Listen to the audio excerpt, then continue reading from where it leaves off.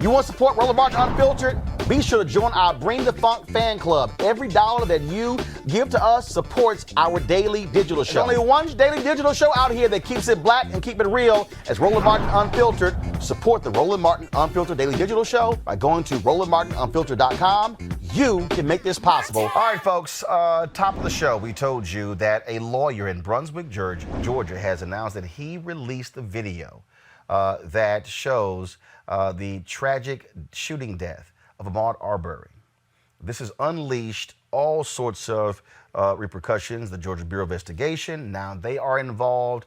All these things happen because the DAs were sitting on this evidence and were not going to move. That, folks, is undeniable. And I think it's important for us to understand that. So don't all of a sudden say, oh my God, they doing the right thing. No, no, no. They had no intentions on doing the right thing until this became public. Joining us right now is somebody who's been personally affected by this.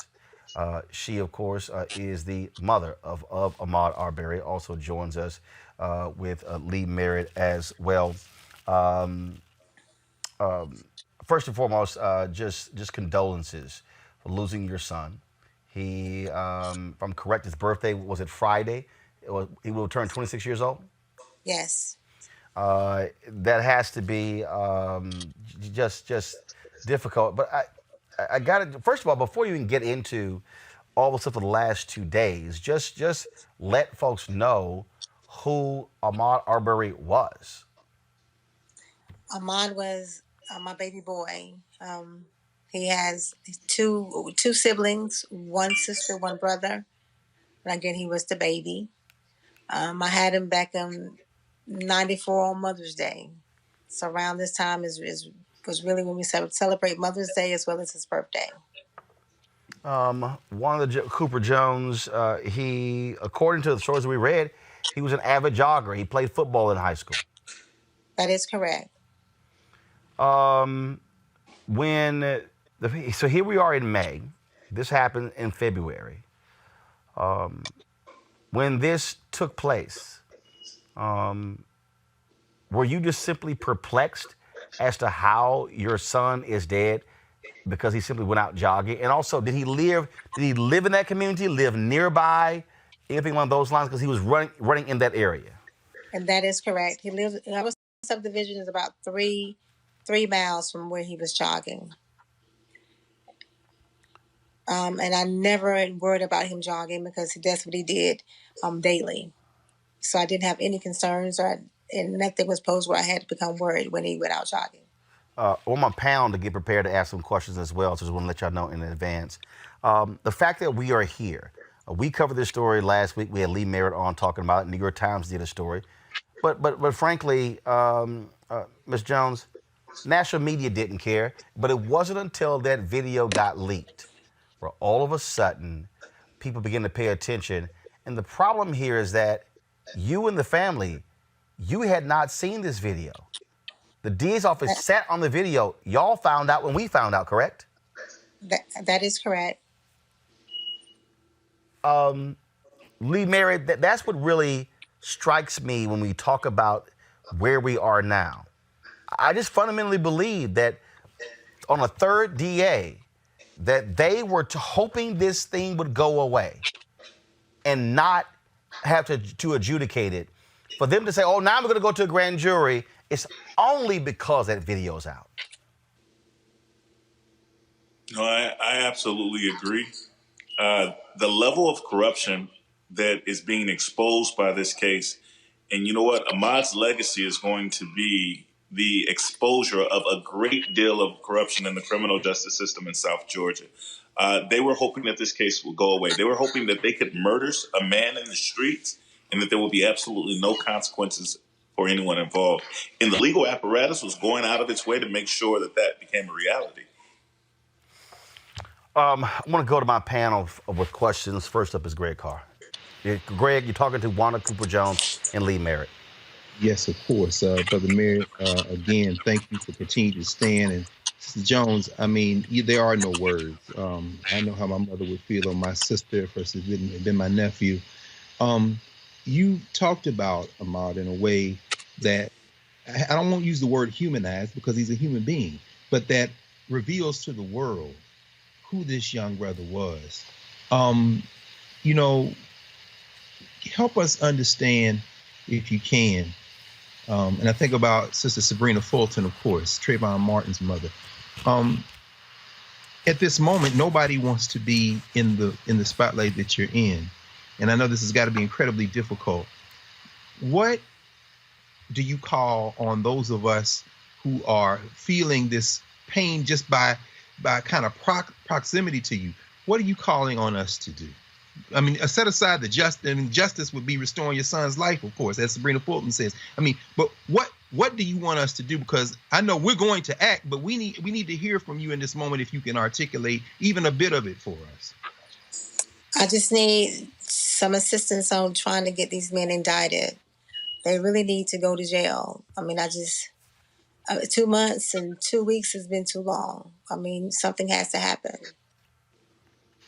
Thank you. Erica? Yes, and I'm a mother, so I cannot imagine. So my most earnest condolences, Mrs. Jones, to you, to your children, to your family, and blessing upon Mr. Merritt and the incredible work you're doing. My question for you would be, have the local city officials, have you received any support? Have they been standing with you? And is there perhaps anything that we could do in that capacity to help move them towards that place if they've not?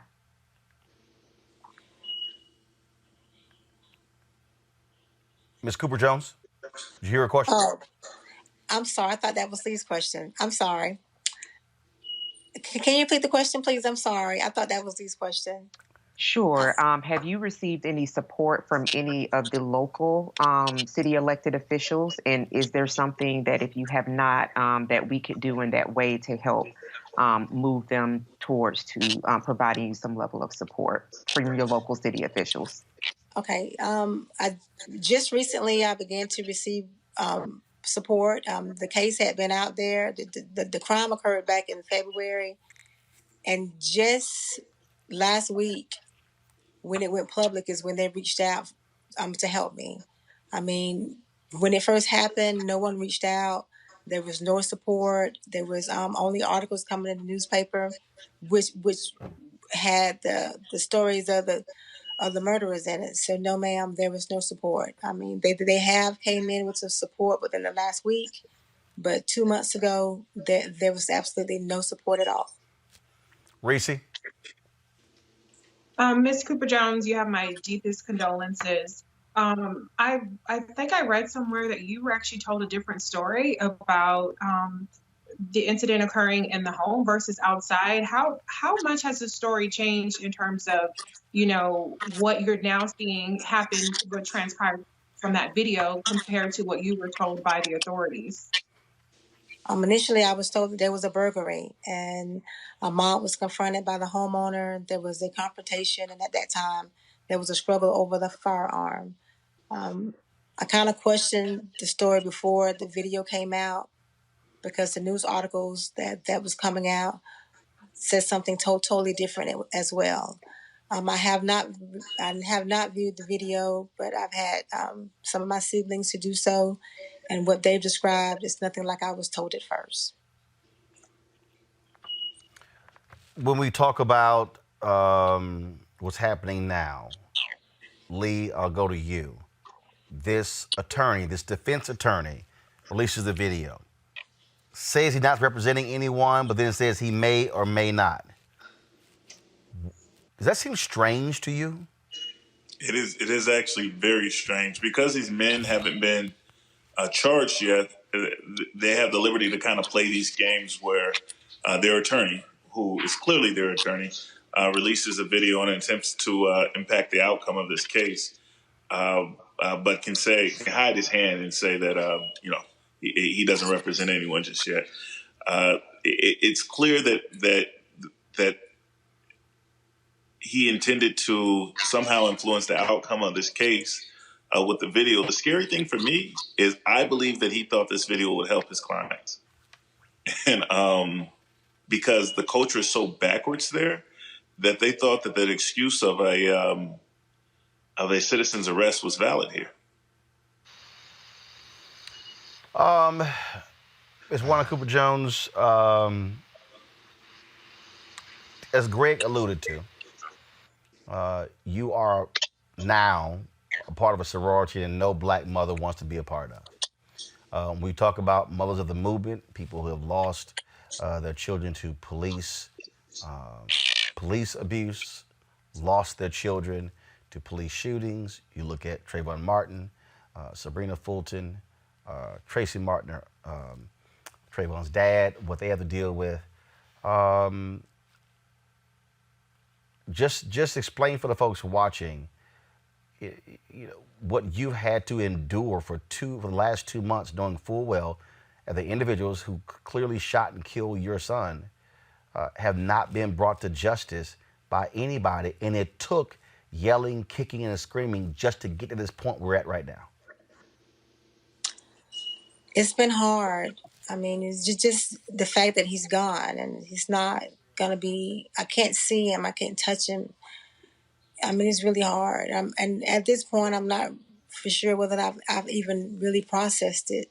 I think I'm still in a numb stage, and I can't heal. I can't begin to heal because it's just, it wasn't worked appropriately. And then I was beginning to heal, and then the video came out. It's just been a nightmare. It's just been really hard. And of course, the governor weighs in. Vice President Joe Biden weighs in. Now Donald Trump is weighing in.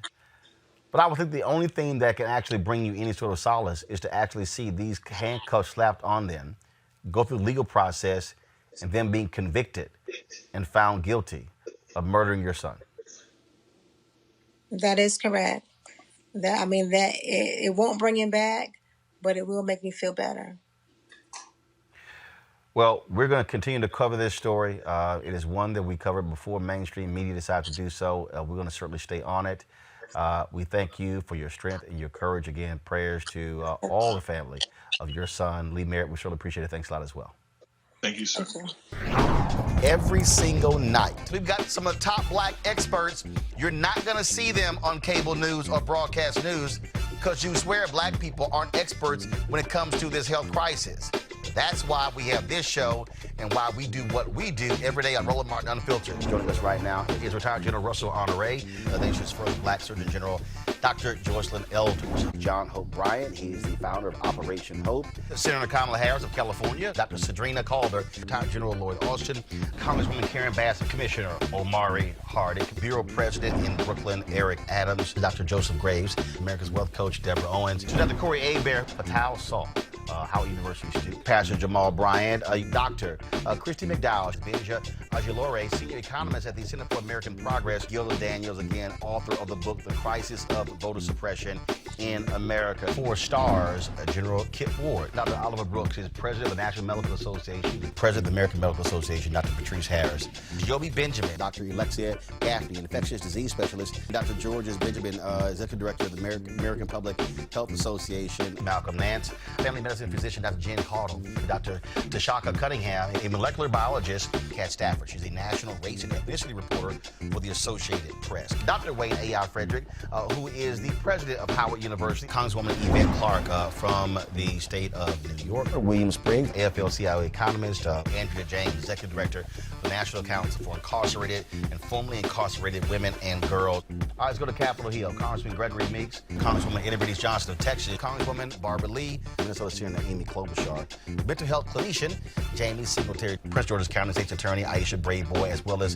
Dylan Hayrie, ACLU Justice Division strategist. Dr. Cindy Duke, she is a virologist. Principal Steve Perry of Capitol Prep. Health and wellness specialist Dr. Yolandra Hancock. Desmond Meade, president of the Florida Rights Restoration Coalition. Cliff Albright, who is the co-founder of Black Voters Matter. Michael Harriet with the Root.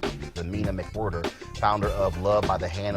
Dr. Julianne Malvo, economist, president, Emerita Bennett College. Coroner Michael Fowler is the mayor of Atlanta. Keisha Lance Bottoms, mental health therapist Suzette Clark. Justin Gibney, attorney and political strategist, and Bishop Vincent Matthews Jr. Dr. Suzette McKinney, CEO and Executive Director of the Illinois Medical District, Dr. Leon Madugal, President-elect of the National Medical Association, Jana Bailey, Mayor of Moss Point, Mississippi, Mario King. We're going to keep driving this thing to make sure our people are fully aware, safe, protected from coronavirus. You getting the top medical experts, top business experts, top political experts, top religious experts, because that's why we do what we do. Unapologetically and unfiltered. Ain't nobody else in the black media space doing what we do. Watch Roland Martin Unfiltered daily at 6 p.m. Eastern on YouTube, Facebook, or Periscope, or go to RolandMartinUnfiltered.com. Support the Roland Martin Unfiltered Daily Digital Show by going to RolandMartinUnfiltered.com. Our goal is to get 20,000 of our fans contributing $50 each for the whole year. You can make this possible. RolandMartinUnfiltered.com.